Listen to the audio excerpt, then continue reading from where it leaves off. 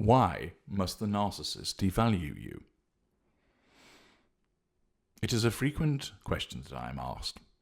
HG, why can't you just keep matters golden, or bronze in the case of the appropriate narcissist? Why can't you just allow an elongated golden period? Why does it always have to turn sour? Why can't you keep on receiving the love and the admiration and the plaudits? We have so much of it to give to you. Why does it all have to go south? Why do you have to devalue us and keep on devaluing us? And those are fair questions. First of all, it's important to understand the distinction between the various appliances. As I have explained elsewhere, invariably, secondary sources and tertiary sources tend to enjoy elongated golden periods anyway. Tertiary sources may only ever experience golden interactions with us, short and brief.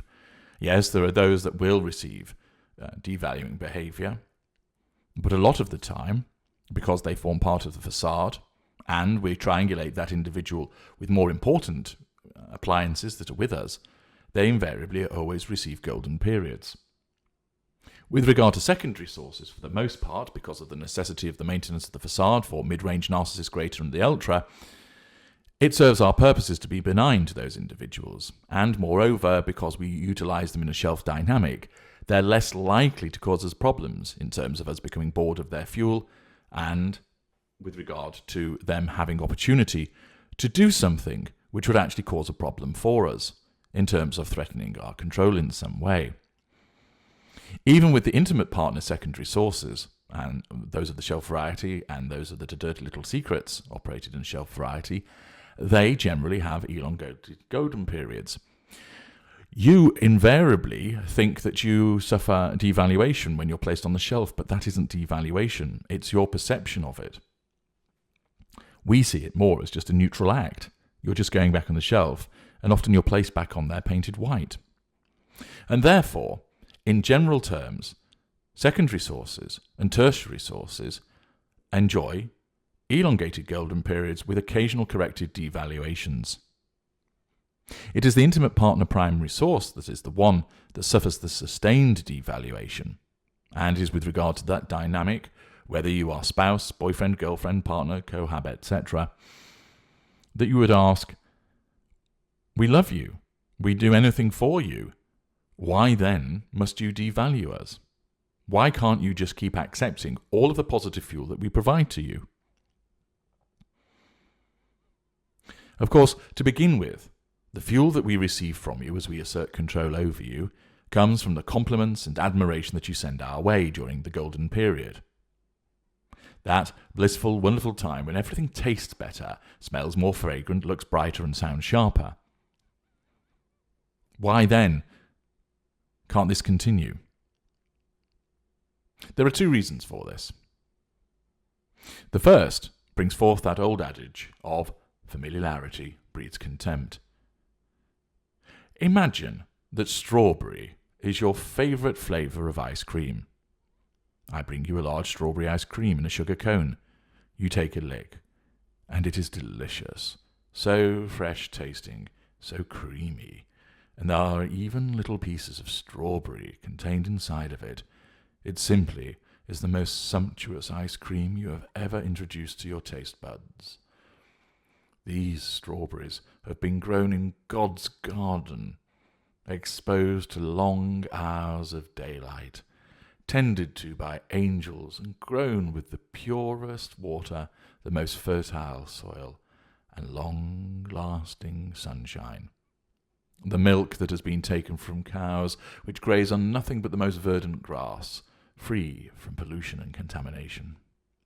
In fact, every ingredient that has been used in the creation of this magnificent iced confection is the best and is perfect.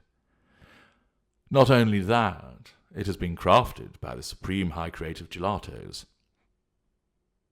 It simply is outstanding, in the same way that your positive fuel is when we first engage with you during the golden period. I brought you that first strawberry ice cream. I then bring you a second one. Why not? This is an ice cream fit for champions. You eat this second one, but now you're feeling full. I bring a third. The taste is still great, but it's not as good. Now I give you the wonderful news that you are eating strawberry ice cream for breakfast, lunch, and dinner and nothing else. Soon, the amazing taste of the ice cream no longer brings you pleasure. In fact, you start to dread the sight of the ice cream as it is brought to you, and then it makes you angry that you have to eat it. You are sick of it now. It's lost its allure. You're bored of eating it. This is what happens to the narcissist in the interaction with the intimate partner primary source. It always happens. Since we are wired to control you and to seek out instant gratification by way of the assertion of control and the provision of fuel from you, even the most wonderful sensations soon pale to us. We are not built for the long term. We are not built for long-term golden periods with intimate partner primary sources, because, in effect, we are being made to eat strawberry ice cream for breakfast, lunch, and dinner every single day. We have no desire for the longevity.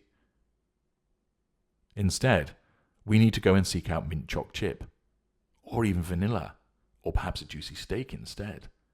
We need something different in order to give us that hit.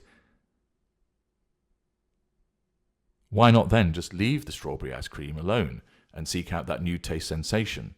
Why do I have to subject the ice cream, if you will, to a campaign of savage and nasty behaviour? Well, of course, I've invested so much energy in securing all this strawberry ice cream, I'm not going to let it go and let somebody else utilise it.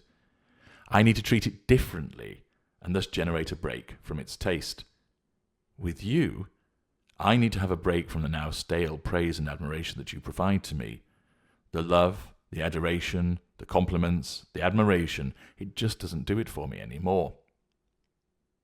Similarly, I have invested time and energy in ensnaring you, and you're my possession, and so I don't want to let you go. Indeed, I never truly do. Instead, I have to treat you differently to change the dynamic. I need to keep you around, so I embark upon a confusing campaign that means you cling tighter to me. Of course, I will now be seeking out the chocolate, the mint choc chip, the vanilla, the pistachio, the raspberry ripple, because now I'm interacting with alternative appliances, having the affairs, the flings, the one-night stands. There are so many invigorating and different flavours for me to taste. You were once delicious and invigorating, not any longer somebody else's. I will return to you, of course, like I returned to the strawberry ice cream, because I then forget how it once sickened me, so I will eat it again, and wow, this does taste good.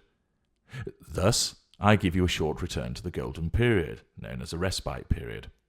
You then lavish me with praise and love born out of the relief, and I lap up all of this positive fuel.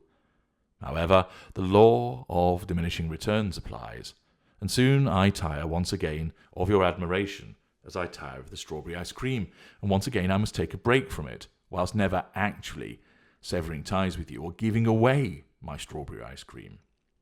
Back and forth I will go, occasionally being pleasant and good to you to receive your admiration, as I occasionally have another scoop of the strawberry ice cream. Around this, I am indulging in the rum and raisin, the mint choc chip, the tutti frutti, the mango, the passion fruit. Accordingly, this familiarity and unwillingness to let you go means that I have to treat you badly in order to resurrect the positive fuel on an infrequent basis, while drawing on the negative fuel to provide the contrast. Accordingly, we cannot keep receiving your positive fuel forever when you're the intimate partner primary source, because we grow sick of it, as we grow sick of the taste of strawberry ice cream. We need to mix it up. But because you belong to us, because you are our strawberry ice cream, we're not going to give you away. And instead, we punish you in order to create contrast. We basically go and taste of other ice creams, and then, by devaluing you, you shift flavour. You're no longer strawberry. All of a sudden, you have become triple chocolate. And thus, you taste interesting and exciting and invigorating to us, because this is now your negative fuel that is being provided to us. So the devaluation of you occurs because 1, you are our possession. 2, we need to change the taste, if you will, shift to a contrasting flavour, whilst at the same time sampling other flavours. Furthermore, we cannot stay within the golden period, but because, from our perspective, the fact that we are sick of your strawberry ice cream taste means we have to punish you for keep providing us with strawberry ice cream. Even though you were led to believe that that's what we wanted and that was all we ever wanted and that's what we wanted forever, we now, from our perspective, must punish you for keep providing us with that strawberry ice cream. Why did you give us strawberry ice cream? You should have known we don't like strawberry ice cream. You don't really like me or love me if you keep giving me strawberry ice cream, and therefore you have to be punished. And thus the devaluation occurs.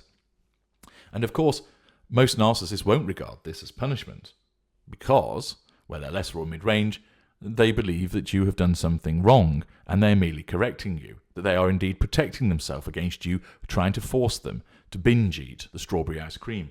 You are the cruel perpetrator trying to ram this strawberry ice cream down the narcissist's throat, and all they're doing is trying to push you away, stop you doing it.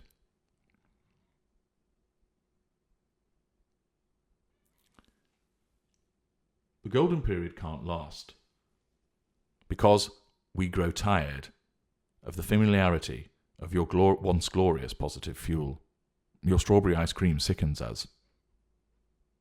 And we then have to move to the devaluation to create contrast, both in terms of drawing a different type of fuel, and therefore a different type of ice cream from you, invigorating that which was once familiar, creating a new dynamic where your negative fuel is provided to us, and we will also be trying different flavours too, as this will enable us to create contrast with you once again. The golden period cannot last, and we cannot just stop it.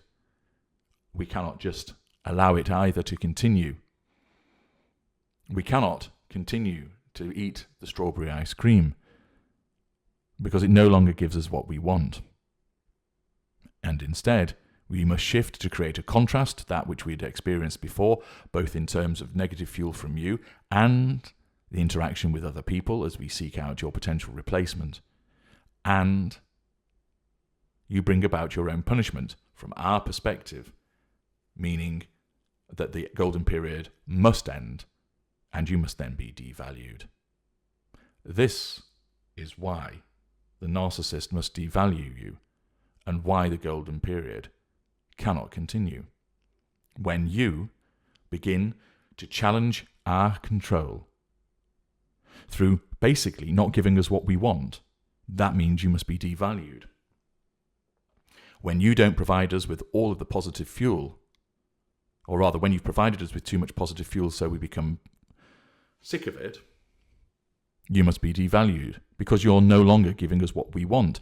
You think you are, but our perspective has caused this to alter. Our needs, our wants have altered. Moreover, you may well be doing things that challenge our control through wounding and the provision of challenge fuel, even though you don't realise you're doing it.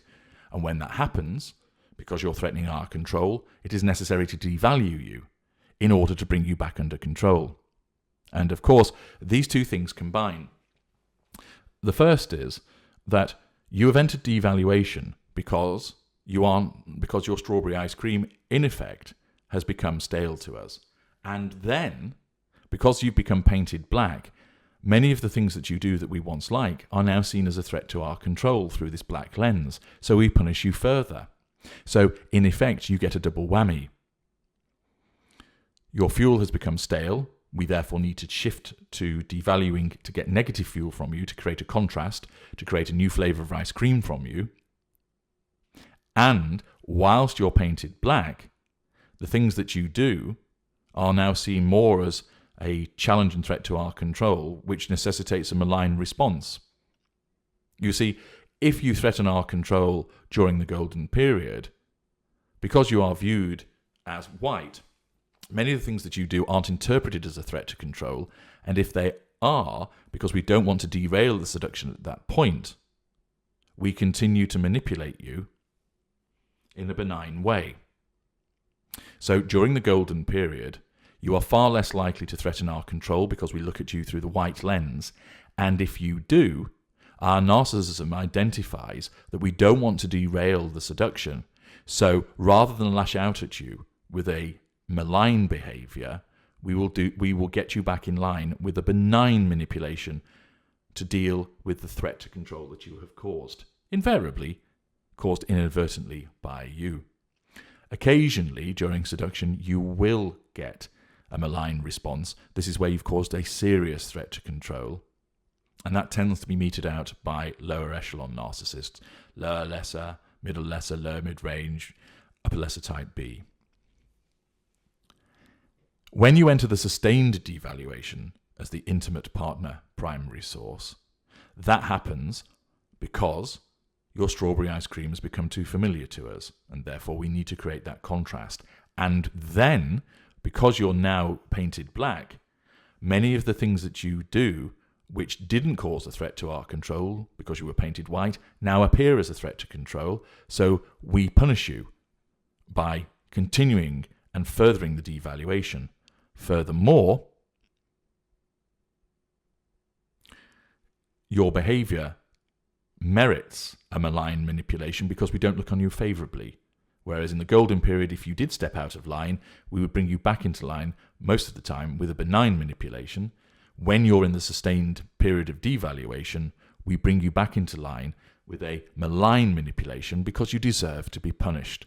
Because from our perspective, you are now a traitor and treacherous. This is why we must devalue you, and in particular, a sustained devaluation with regard to the intimate partner primary source. I'm H.G. Tudor. Thank you for